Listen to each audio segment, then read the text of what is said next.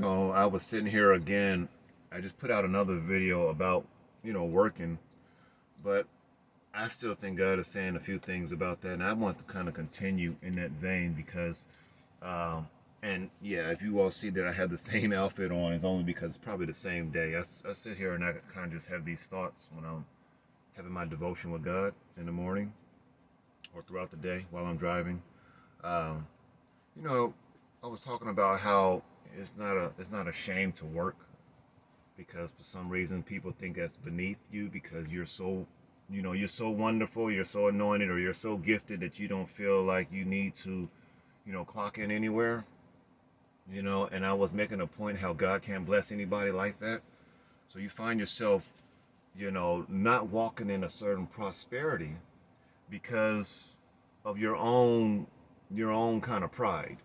The Bible talks about in 1 John chapter 2, most of you all notice says, Beloved, I pray that you prosper in all things and be in health, just as your soul prospers.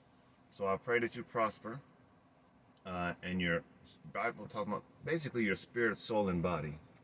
I pray that you're a prosperous person in your health, in your soul, your mind, your will, your emotions, and in your spirit, in all things.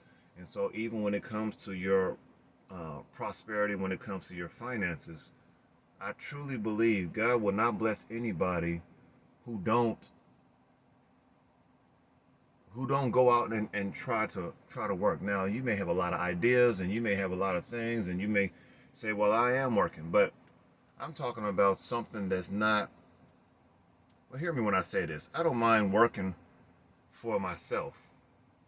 It's the reason why I started a church and doing different things. But I also, I can work for somebody else. That's not beneath me. Jesus was a carpenter.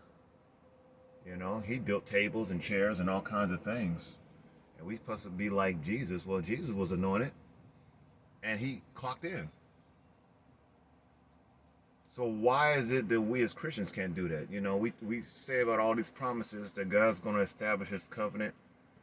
The Bible talks about in Deuteronomy 8:18. Most of us know that too. And you shall remember the Lord your God, for he gives you the power to get wealth, that he may establish his covenant, which he swore to your fathers this day. God will give you the power to get wealth. He'll give you the ability. He'll give you the not only just the inside, but he give you the resources you need to get wealth. Some of you have a good mind. I got a truck coming, so it may be a little loud. Some of you all have a good mind. Some of you all have all these different skills, and it's totally about you. You're doing that just so you can get something. I have people who only contact me only when they want me to buy something from them. They're not concerned about anybody else but them. So they wouldn't go to work because I'm waiting for this opportunity to open up. My wife is calling me. I'm gonna see if I can make it on real quick. I'll call you back, baby girl. Um, but there's a lot of people who they wouldn't clock in because they're too busy waiting on this ship to come in, and you didn't send any real ship out.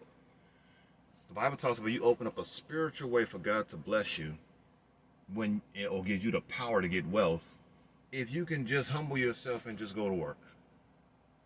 If you can just kind of just say, you know what, I don't mind working for somebody else, in the meantime work for what God has given me. I'm not saying give up on your dream. I'm just saying maybe you probably need to stop asking people to sow into your ministry or sow into your gift. Hey, why don't you go and sow into somebody's gift and somebody's ministry or somebody's business? So again, there's a lot of people out here trying to hire. They can't find anybody because people are just spoiled. I've never seen so many spoiled people in my life. I don't mind working.